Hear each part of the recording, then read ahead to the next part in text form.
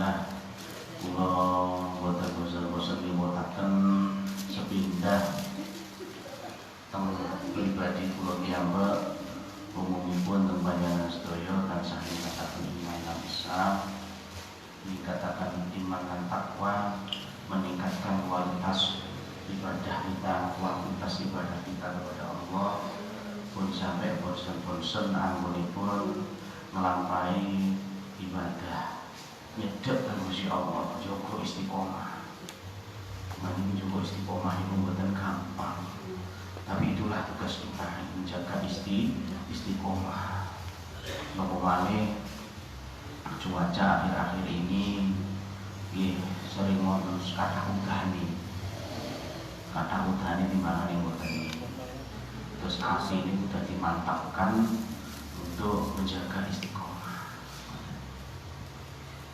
Alhamdulillah kegiatan majelis zikir di sampun normal kembali, pengawasan di sampun berjalan dengan semestinya. Terus pun panjenengan di ugi semangat, diajak sederek, diajak keluarga. Terus majelis ini tetap makmur, rame terus biasanya pun sebelum pandemi. Tapi kalau berjuang ini untuk majelis 2006 dengan berbagai halang rintang, mulai dari jamaahnya yang cuma 2 orang, ada 1 orang, 3 orang, dia tetap mau belum laksanakan apa yang terus apa rutinan. Nek wonten kekuatan hati untuk melakukan melestarikan kegiatan seperti ini, ya mutung dalam.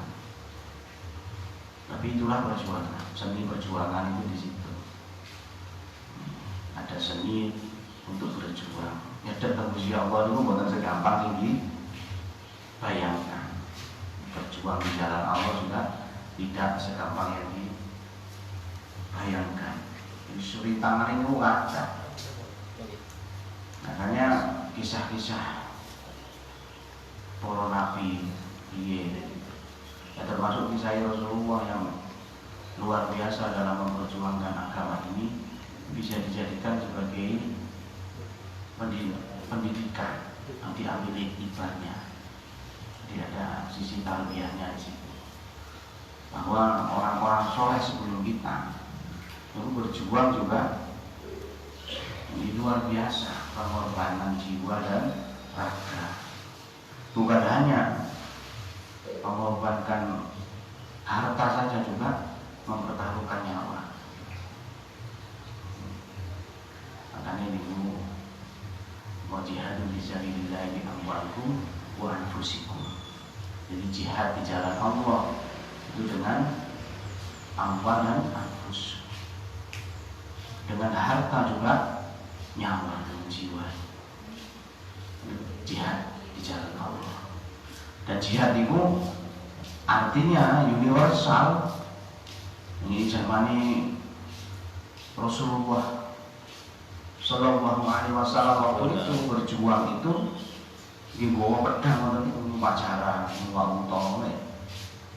Wis perang tenan, baca-bacaan jangan kok.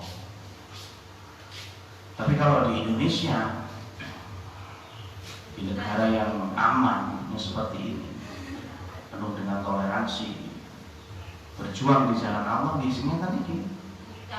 Makanya dulu Kanjeng Nabi nalika sak nonton perang, sanjang para sahabat, ini ada perang yang lebih besar lagi dari ini.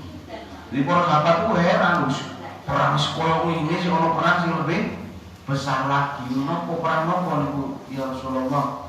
Yaitu jihad melawan hawa nafsu. Hawa nafsu itu macam-macam, hawa nafsu untuk tidak bersemangat dalam ibadah dan Gusti Allah. Ini termasuk ini berjuang, males, ati budal masjid, berjuang melawan ngantuk, melawan wegah, itu jihad fisabilillah. Dan hanya orang-orang tertentu yang diberikan kesempatan itu oleh Allah untuk jihad, untuk menang melawan jihad seperti itu. Jadi kula jenengan itu berhasil untuk melawan hawa nafsu ngatur barang itu nggih karena Allah, kekuatan yang diberikan oleh Allah, ini diberikan oleh Allah kekuatan. Makanya perlu disyukuri panjenengan bisa hadir ke majelis ilmu seperti ini, istiqomah atau majelis zikir itu luar biasa, menjadikan istilahnya ladang pahala yang lain daripada orang lain. Orang lain tidak bisa seperti ini. Disyukuri. Jangan nunggu ke majelis ilmu tadi ini. Itu pelajarannya kan diberkahi, bahkan pada saat Isra Mi'raj Rasulullah itu pernah bertemu dengan malaikat yang tugasnya ngitung tetesan air hujan, ngitung ngatur air hujan. Beliau tahu, malaikat itu tahu jumlah tetesan air hujan yang jatuh ke bumi. Itu orang terus Kanjeng Nabi sampean seberapa saya tahu jumlah tetesan air hujan yang jatuh di bumi, di halaman-halaman, di laut, di samudra, di sungai-sungai, saya tahu jumlahnya. Tapi ada satu yang tidak saya bisa hitung. Apa itu kata Rasulullah? Barokah jumlah barokah rahmati orang yang hadir ke majelis ilmu, majelis zikir. Udah bisa hitung saking ngakeh. Dia itu dibuka kamusnya Allah, tidak dibuka. Jalannya tidak dibelah.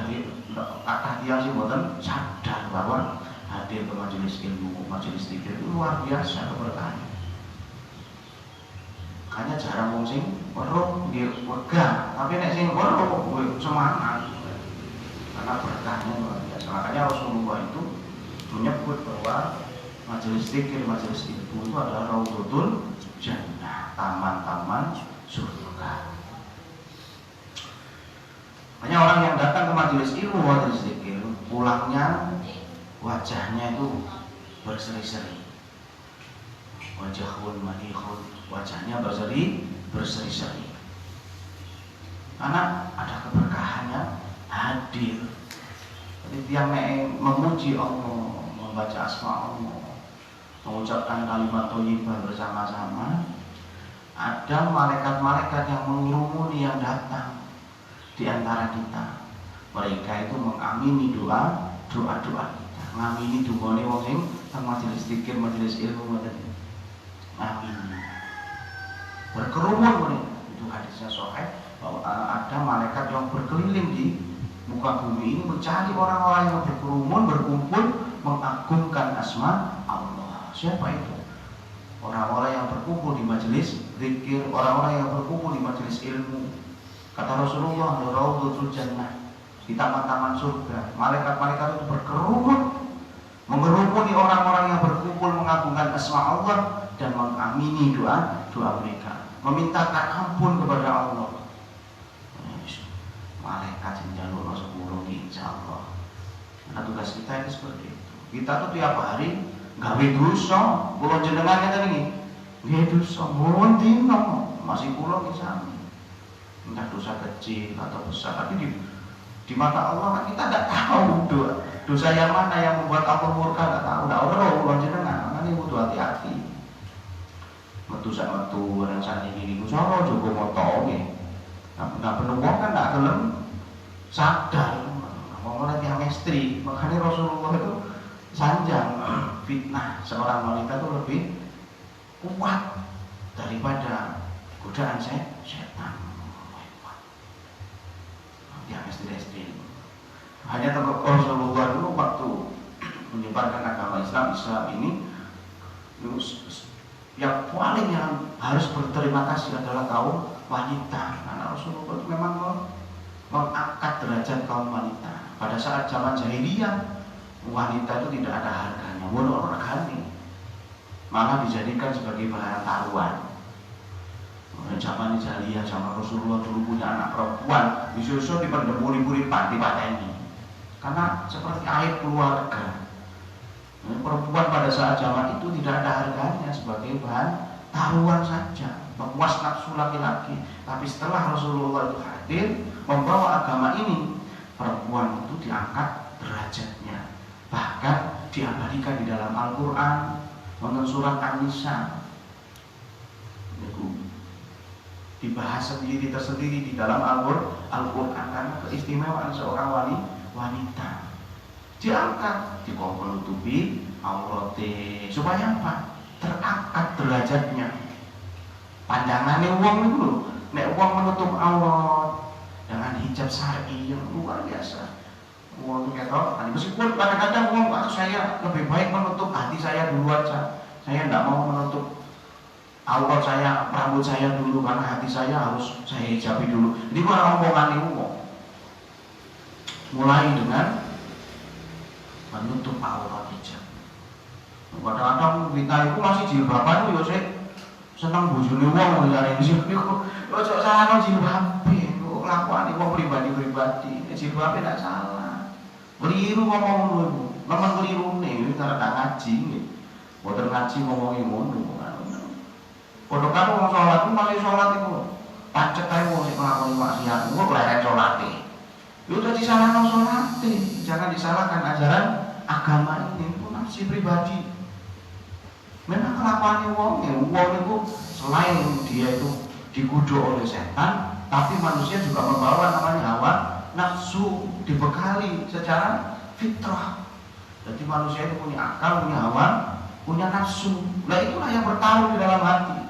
Kadang-kadang setan tidak digodok nafsu dewe. Jadi kita tidak usah menyalahkan sholatnya, tidak usah disalahkan, jilbabnya tidak usah disalahkan. Karena orang itu juga digoda dengan nafsunya sendiri. Gawe ya sholat aja. Terus para ulama itu sholatlah meskipun kau melakukan maksiat. Nanti sholat itu sendiri yang akan mencegahmu dari perbuatan keji dan mungkar. Kalau sholat kan sudah sampai kepada mendirikan sholat. Nek saya melakoni sholat, kalau mengerjakan sholat masih bisa jadi mengerjakan sholat tapi mengerjakan maksiat karena belum nyampe ke sana. Sholat terus lama-lama akan timbul khusyuknya. Nek wis khusyuk masuk ke dalam hati, ke dalam jiwa, ke dalam tulang-tulang kita, akhirnya sholat itu membekas. Sujud kita membekas. Bekasnya dengan apa? Berbekas dengan akhlak yang baik, akhlakul karimah. Jilbab memang terbawa ya ditutup aurat terus meskipun kita masih belum sempurna dalam melakukan ibadah kepada Allah, masih melakukan dosa misalnya, ya tak bisa ditinggalkan terus saja. Jangan putus asa, mau yang disunahkan Rasulullah, lakukan apa yang sudah menjadi kewajiban, lakukan meskipun kita masih melakukan kemaksiatan atau dosa. Manusia itu pun dinas dulu, Bani Adam khata. Jadi dengan aku tuh Adam pasti melakukan itu, tapi jangan dibuat alasan sebagai anak cucu Adam untuk melakukan dosa, tapi tidak pernah memperbaiki diri, tidak pernah memperbaiki diri. Ojo sampai ini alasan. Gustinya aku manusia melakukan itu terus, jangan teruslah untuk berusaha memperbaiki diri dengan terus melaksanakan apa yang Allah perintahkan, termasuk sunnah-sunnah Rasulullah. Dan itu nanti lama-lama akan mencegah kita dari perbuatan keji dan mungkar. Hati kita akan semakin terbuka dengan hidayah Allah, dan nur Allah akan masuk ke dalam hati kita. Sholat ini nak boleh melakoni, jilbaban nak boleh melakoni, terus kepingin hidayah. Saya menunggu hidayah. Ya sampai kok tunggu terus saya hidayah, nak metu. Mau hidayah, mau totolan dengan ngono. Hidayah mau sampean ini. Saya masih menunggu hidayah. Terus sampai tunggu aja sampai tua hidayah. Mau hidayah keliling menunggu itu HP. Kata-kata ngomong ngoten gampang no, saya masih menunggu hidayah. Jangan jemputlah hidayah. Nek si lanang dijemput di mana? Ya melok nama jen ngono, berusaha sholat jamaah. Menghayati lama-lama berapa ribu orang, berapa ratus orang yang semenjak hidupnya di masa lalu mereka melakukan kemaksiatan, setelah mereka itu tersentuh dengan ibadah, dengan nur Allah, dengan cinta Allah, berubah semua total, kehidupannya berubah, kelakuannya berubah, semuanya berubah karena Allah. Karena mereka itu menjemput hidayah, tidak ngenteni. Kadang-kadang omongan ini kan pinter-pinter gini, nggak di yang nggak ini itu pinter-pinter, kata profesi, kata anu itu kalau sholat itu walasannya macam-macam. Ini memang di dalam Al-Quran itu ditulis. Innal insana khuliqa halu'a. Manusia itu kakek sambat, kakek alasan ini. Menakutkan ini loh, manusia ini. Di pokok sholat alasannya sembarang, mengenai masjid alasannya yang repot. Besok jenengan udah direkkan dengan Gusti Allah. Tadi Gusti Allah aku repot terus ngono orang diwales. Ya apa wong nek direkkan dengan Gusti Allah. Omongannya kepada masyarakat, semua orang bingung dengan dirinya sendiri. Masih muda, ketok, nggak rasa wasno, karena kebingungan dengan dirinya sendiri. Kemana saya mencari perlindungan seperti ini? Kemana lagi saya mencari perlindungan? Semua nabi-nabi tidak ada yang mampu untuk memberikan syafaat. Tidak ono sing belum nanggung wis. Hanya Rasulullah Muhammad SAW yang pada saat itu sangat gembira menyambut umatnya yang takwa. Jadi semua bedel dapet foto yo dikenekno nang Kanjeng Nabi. Kula umat jenengan ya Rasul udah kenal aku kan biyen itu nyuwun bablek iki. Di ngomong pengajian, ngomong talim, ngomong ngaji, wis masjid itu kurang adan. Awakmu kenyek itu. Adan suaranya ndak enak, kempreng malah sing adan dilokno. Awake ndak perlu nang masjid. Nang masjid kadang setahun ping pindho, iku ae kadang yo ngijolo sandal. Ngono kadang kepengin di aku umat Kanjeng Nabi. Umat Kanjeng Nabi nomor piro ngono. Belum soal ibadah, nama citra belum sembarangan. Sekarang itu seperti itu, banyak model-model seperti itu. Jangan sampai terjebak dengan aliran-aliran seperti itu. Gampang ngelujanin itu aslinya orang-orang yang malas untuk beribadah, tapi kepingin enak cok. Tapi yang nonton itu sholat nggak tahu belum, masjid nggak tahu belum, ibadah nggak tahu belum, saya ini kami ini coba cari pada Rasulullah itu sangat disiplin. Kanjeng Nabi sangat menjaga kebersihan. Rasulullah itu orangnya rapi. Kanjeng Nabi itu rapi, ganteng, bersih, senang dengan keindahan itu Rasulullah. Kalau kita itu kalau ada idola lain selain Rasulullah, mengagung-agungkan selain Rasulullah, dan sepertinya dalam kehidupannya hanya ada orang lain yang lebih tinggi kedudukannya di hadapan Allah daripada Rasulullah, berarti kita sudah keluar dari jalur Islam yang sebenarnya. Hati-hati. Prototipe dalam Islam adalah Rasulullah. Makanya beliau Rasulullah itu disebut juga Al-Quran berjalan karena akhlaknya Rasulullah, akhlak Al-Quran itu Kanjeng Nabi. Nopoman yang menjadi tolok ukur adalah Rasulullah. Ibadah Kanjeng Nabi yo nopo. Kanjeng Nabi niku nang masjid nopo mboten ditinggali kan mboten. Kanjeng Nabi niku selama hayatnya tidak pernah meninggalkan sholat jamaah di masjid. Jamaah kalau ke masjid Kanjeng Nabi sampai akhir hayatnya. Sampai beliau sakit menjelang meninggal Rasulullah itu mboten ke masjid pun. Selama Rasulullah sehat itu ke masjid, jamaahnya ke masjid. Sholat malamnya kuat sampai bengkak kakinya Rasulullah karena sholat malam. Lalu putrinya Fatimah itu tinggali Kanjeng Nabi pada saat menjelang tidur dilihatnya Rasulullah sedang sholat, terbangun tengah malam melihat Rasulullah ayahnya sedang sholat seperti kemalannya, dilihat lagi Rasulullah masih sedang sholat sampai tangan yang jenengan itu loh sampun diampuni Gusti Allah, sudah dijaga dari perbuatan dosa, sudah dimaksum oleh Rasulullah, dijaga dari perbuatan dosa, bahkan dosamu sudah diampuni ya Rasul oleh Allah. Tapi kenapa engkau masih sholat? Saya melihat menjelang tidur saya, sampai jenengan masih sholat. Di tengah malam saya terbangun melihat engkau masih sholat ya Rasul. Bahkan di sepertiga malam terakhir menjelang subuh engkau masih sholat ya Rasul. Apa yang engkau minta? Apa lagi yang engkau minta? Terus Kanjeng Nabi, saya memintakan ampun terhadap umat-umatku. Nah, aku tidak rela jika ada satu orang saja dari umatku yang masuk ke dalam neraka. Tidak rela. Tapi jalur kok ampun dosa kula jenengan itu niki Rasulullah semua wong ini sholat. Bahkan ada riwayat Rasulullah itu sholat taubat sampai 1000 rakaat hanya untuk memintakan ampun atas dosa-dosa kita. Di pulau jenengan kadang-kadang tidak perlu milih enak itu, tak perlu soro bangun malam, tak perlu soro zikir, tidak mau soro berjuang di jalan Allah, tidak mau soro qiraatul Quran, tidak mau soro bendino subuh-subuh nang masjid sholat, tidak mau soro, tapi moro-moro ngaku cedek nang Gusti Allah, cedek raimu pecengan koyo ngono nang. Hati-hati, hanya pengakuan saja. Kata lagi wong ngaku-ngaku ngotenmu, demok kata kelakuan itu jauh dari tuntunan Rasulullah. Hati-hati. Ya memang tidak jamin orang yang masjid terus itu amalin di mana memang bukan jamin sih jamin. Tapi setidaknya kita sudah berusaha untuk melakukan apa yang sudah disunahkan oleh Rasulullah, telah melakukan apa yang sudah diperintahkan oleh Allah. Jadi masalah itu diterima apa enggak? Kita mau cari usia Allah. Untuk kan ini wong sing ngiring-ngiring ngomong.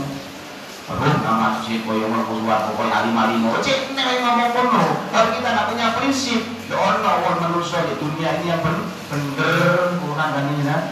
Nah, dari dunia orang yang bener niku nek kalau urut di omongane wong Luqmanul Hakim itu dulu membawa anaknya. Yukoni di Bromo, kita itu harus punya prinsip. Nah, nasihatnya Luqmanul Hakim ini kepada anaknya, kalau kita tidak punya prinsip, ngereken omongan itu yang belum benerin uang. Ingat tenaya, enggak benerin uang, terus kita harus punya prinsip sendiri. Prinsip kita adalah takwa kepada Allah. Wes uang yang mau ngomong uang, belum benerin uang, kayak coba. Bawa cara namanya, bawa cara. Dituntut cara itu bareng kali itu koni. Ya Allah, uang. Ini anak kalau bapaknya bodoh kedengi. Di gua jalan itu terus tidak ditumpaki, tenang kan? Salah siji awak dewi, yakin? Salah siji awak dewi. Terus waktu balik mana? Saat ini sampai yang lupa ayah sing nuntut jalan nih. Liwat mana yang ngambil uang mana? Dia nuntut kan? Ini anak duraka, bapak ini mau nuntut anak ini lupa. Tak terus sopan santun ini anak orang kan salah mana? Salah pintu ini, salah dua kali. Ketiganya juga gitu, saya ayah sing mutawi, sampai sing nutun. Liwat kalau dewa mana? Dia mau gimana? Kalau dewa itu, jadi bapak rendam itu. Mana yang mau ngaku, bapak ini wajaran dulu. Bapak nak cowok lah, salah menek, salah telur. Akhirnya balik menek, caranya ditumpaki bareng. Dirasani menek, kau ikut jadi wong loro kenceng. Jarang cito, lu ditumpaki wong loro. Kue besok orang dari jalan kemarin ini payah. Jadi menurut halaman kalau kita tidak punya prinsip, tidak akan benar di mata manusia. Jadi uang jenengan itu tidak usah ngomong apa nih uang ngotot-ngotot itu netizen ngotot juga sih. Lakukan apa yang sudah diperintahkan oleh Allah. Lakukan sunnah-sunnah Rasulullah tanpa melihat, mendengar omong-omongan kayak orang ini. Makanya ada apa itu namanya ada kata-kata yang mengatakan kalau orang rumah tangga berusaha untuk menutup mata. Artinya apa? Ojo lola, ojo jelalatan. Berusaha untuk menutup telinga. Artinya apa? Nggak usah ngomong, sih nggak perlu dirungokno. Berusaha untuk menutup mulut. Nggak akeh omong. Nek orang kayak omong, lari kena tabuk sandal. Benar lagi. Orang ingin udah nabi motor ini dibuka tanpa bolong-bolong, boleh kena dari ini. Lola, saya ingin nuruti wong ayu, menurut saya udah penting. Wong ayu dong, pokoknya edisi ini gitu. Baru ketemu wong ayu tambah. Memang budone itu, fitnah akhir zaman. Arek-arek saya kita tambah ayu.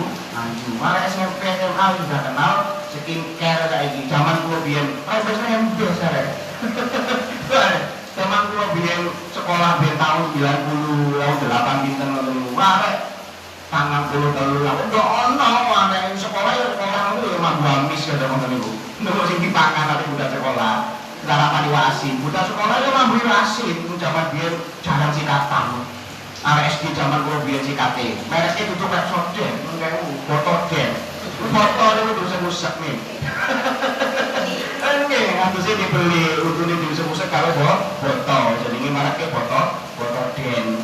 Ono padas den barang niku padase kali niku diusap-usap ngono nang udune. Sikate kan dulu kuwe. Dadi nek wong biyen nek waktu sikatan ndak usah jauh omong. Bocah omong sampe geblak. Wedi mang mari digosok botol ngono guyu. Geblak sampe pocakan abang kabeh.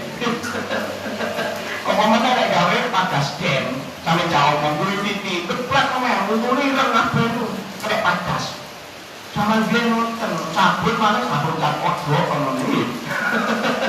Zaman biyen usah iki kan macam-macam sabun kecantikan.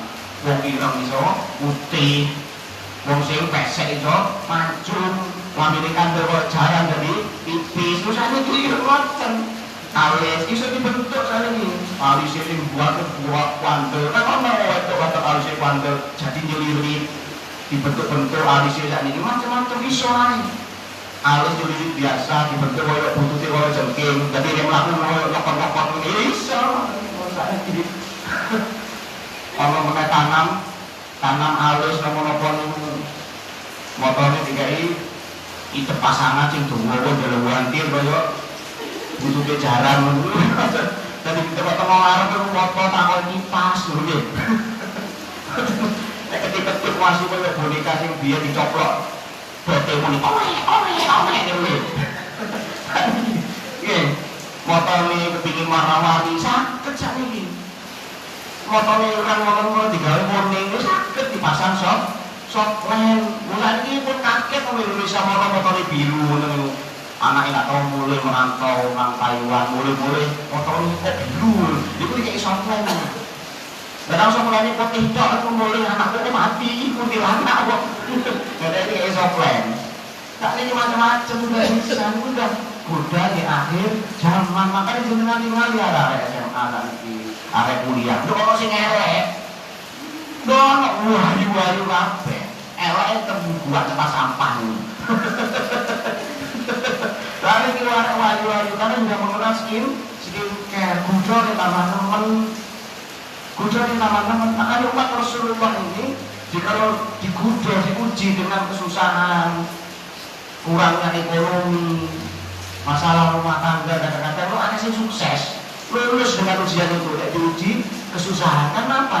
Kayaknya ada nang kiai di pokok tahajud, bengi nangis teman-teman, pokok nang masjid temenan. Nangis Gusti Allah, ya Allah, kula sakit ngeten ya Allah, kula nyuwun syarat, aku sing lulus.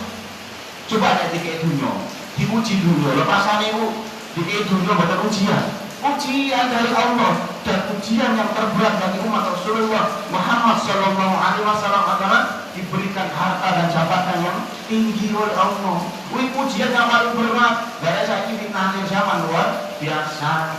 Akeh-akeh tidak kuat, dikei dunia titik, jabatan titik, wis dolanan wedokan.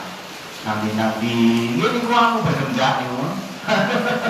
Akhirnya duit kek lu ngene berapi siji loro telu papat limo nggih. Enggak tahu ketemu bojone, ketemu wis wah bojone koyo tuwek. Padahal ya nang boleh kan iku mau enggak boleh menutup mata. Betok ana wong ayu. Akhirnya sini rusak akhirnya. Rusak, nggak lulus ujian. Di sini nggak karuan-karuannya. Makanya, nek ketika hikam itu orang-orang yang sudah melakukan tasawuf, orang riyadhah, orang-orang toreko yang sudah tinggi ilmunya, sudah mencapai ma'rifat. Mereka itu lebih suka, senang kalau diuji kesusahan. Jadi mereka itu senang kalau keadaan hidupnya susah. Senang, lebih senang susah daripada dunianya kayak dulu. Lebih baik senang susah. Kenapa? Saya lebih bisa mendekatkan diri kepada Allah. Tapi nek akeh duwite, biar pintu-pintu maksiat terbuka lebar, jarang orang yang kuat. Mari dungane nang Gusti Allah Rabbana atina fid dunya hasanah wa fil akhirati hasanah wa qina adzab. Kebaikan dunia dan akhirat imbang, dunia ini kene akhirat dan itulah yang diajarkan oleh Rasulullah. Dari kanjeng Nabi ini memberi kiasan, tangan di atas lebih baik daripada tangan di bawah. Memberi lebih baik daripada menerima. Duit itu nggih wajib oleh. Nyambut gawe nggih wajib nggih bojo. Kula mau ngomong ngeten mboten mau jenengan besok layanan wedok tak ibadah terus nggih mboten. Jenengan nyambut gawe ora ibadah nang Gusti Allah. Yang diperbaiki apa? Niatnya oleh amal dunia ibadah kabeh. Tapi uang itu boten ngoyo teng dunya. Kalau kita ngoyo teng dunya, dadi ati dunya, mati awak dhewe. Coba jenengan kula paringi contoh. Semut panganane napa? Gula kan nggih. Coba jenengan kayak sirup pun diwadahi ning gelas utawa ning di gelas pun. Sirup kayak di gelas. Kerubung semut. Semut sing hanya mencicipi di pinggir-pinggir sirup selamat, Pak. Hanya mencicipi di pinggir-pinggir gelas, dicicipi tok selamat mereka. Tapi nek sing kepengin mangan akeh nyemplung mati mboten. Mati Pak kecemplung sirup. Mati Marian. Karena mereka itu serakah, ini makan banyak. Pancane itu mangan di pinggir-pinggir sirup gila-gila tok. Pergi mangan warak wis mari. Ini ku kepingin oleh akeh, makanya nyemplung di atas sirup, belum mati dong mboten. Mati malah nggak makan, malah mati. Sama halnya kita di dunia kita cicipi tok, nggak hati-hati, selamat pulau jenengan. Coba ini serakah, punya tok dikepung, wopong suwe, anda nih mati suwe malah nggak oleh apa-apa. Kan banyak orang-orang yang mengumpulkan harta dengan susah payah, duit dikumpulin wakeh tabungan sampai miliaran, tapi ternyata dia mati. Loro dengan itu panjang umur tok, panjang umur tok, tapi setruk, kalau ini kasur, lola tok, ngoten niku, duit akeh, bojone ayu, ya tadi duit blas, mana memangnya nggak bisa menikmati hidup, sama halnya dengan semut niku wau. Dunia hanya kita cicipi seperlunya saja untuk bekal ibadah. Ojo nyemplung, ojo dikepung teman-teman, mati. Banyak sekali orang-orang yang seperti itu, banyak hartanya, dunyanya akeh, jabatannya tinggi, akhirnya sakit, loro. Nek sama menikmati hidup Gue sering kadang sugi-sugi itu kok pundi-pundi ini, kalau buat ini botakan, gue suka ada sugi-sugi ngoten niku. Duit kapal dua, kapalnya penghasilannya kadang sekali berlayar yang biasa 300 juta, 400 juta. Nek kapal loro mulai oleh 800 juta sekali berlayar, sekali nangkep ikan kalau besar. Mriki kula panani, kula paringi lho, saya kula pakani malah kula kei nasi putih, mboten purun, Pak. Mboten purun lho, mboten didahar kok tidak dimakan nasi putihnya. Saya makannya sekarang itu hanya jagung saja. Loh kan, sugih mangane jagung tok. Lah papane doro. Kok kaya doro kalian. Padahal sugih, duit akeh. Dunia tidak entek. Ngoten lho mangane kok jagung. Tok wis nyopo, tak bisa menikmati hidup. Mangane jenengan sing iso makan sambal terasi, jangan kelor, iwak asin. Lho luar biasa nikmat dari Allah. Yang penting kuat ibadah. Kali kalau sampai sekarang itu, kalau waktu sholat malam, waktu sholat maupun sholat di masjid, itu kadang-kadang meneteskan air mata nangis itu bukan karena keluar itu nopo, karena senangnya bahagia sekali. Kebahagiaannya tidak bisa tergambarkan dengan kata-kata, tidak iso. Kau nangis itu, karena bahagia sekali. Makanya jangan ada kepingin seperti itu, kebahagiaannya hakiki, kebahagiaan di saat jenengan beribadah kepada Allah. Lakukan ibadah itu secara istiqomah, meskipun saat ini jenengan masih terjerat ke kemaksiatan. Jangan berputus asa atas rahmat Allah, jangan berputus asa atas ampunan Allah. Teruslah beribadah meskipun saat ini jenengan masih terjerat dengan dosa yang tidak bisa ditinggalkan. Terus istiqomah, suwi-suwi hilang. Pokok istiqomah, lama-lama akan hilang dengan sendirinya. Pegang dengan kemaksiatan. Itulah nur Allah masuk ke dalam kalbu kita, ke dalam hati kita. Makanya alhamdulillah kula panjenengan saged istiqomah, ada wadah di sini. Jenengan hadir dalam majelis zikir itu luar biasa. Nikmat dari Allah. Jenengan kok dikasih kesempatan nang masjid, jamaah subuh di masjid, jamaah maghrib di masjid. Ini kok anugerah dari Allah yang luar biasa. Makanya Rasulullah itu kalau dalam hadisnya itu dikatakan bahwa orang yang sholat sebelum subuh, sholat sunnah fajar, qobliyah subuh itu lebih baik berkah itu loh daripada dunia seisinya. Ini perlu diakui dan nanti jenengan akan merasakan memang benar kata Rasulullah bahwa kesempatan kita untuk menyembah Allah, qiyamul lail, terus pergi ke masjid, niku berkahnya, kebahagiaannya, rahmatnya semua itu lebih besar daripada dunia seisinya. Lebih besar. Nah ini tak ngelakoni, tak ngrasakno, aku tak tahu. Pemane kadang sembahyang tahajud sih oleh seminggu wis ngipi ketemu malaikat. Ngono ngoten niku. Sembahyang tahajud oleh seminggu ngipi wis saya sudah ditemui malaikat. Dia malaikat Israel. Malaikat nyambut nyawamu.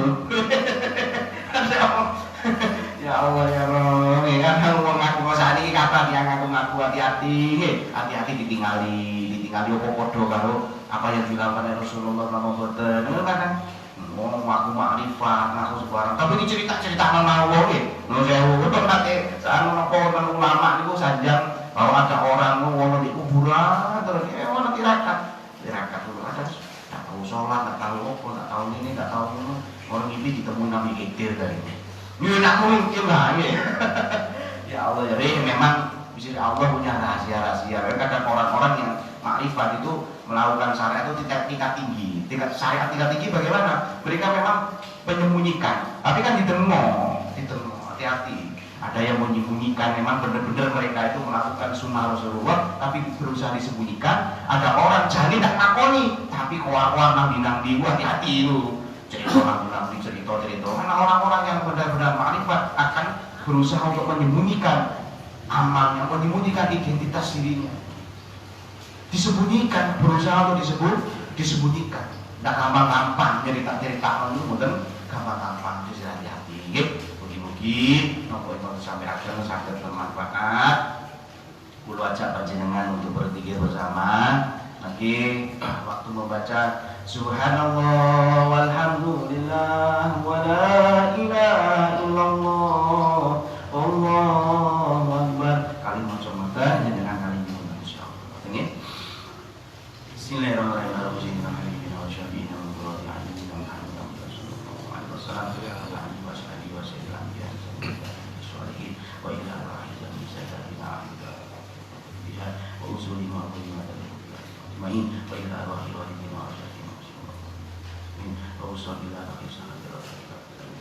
Inna Allah yaqulu sabbihan wa maghfirah husna bi'aliyah wa inna Allah bina sahabitan wa inna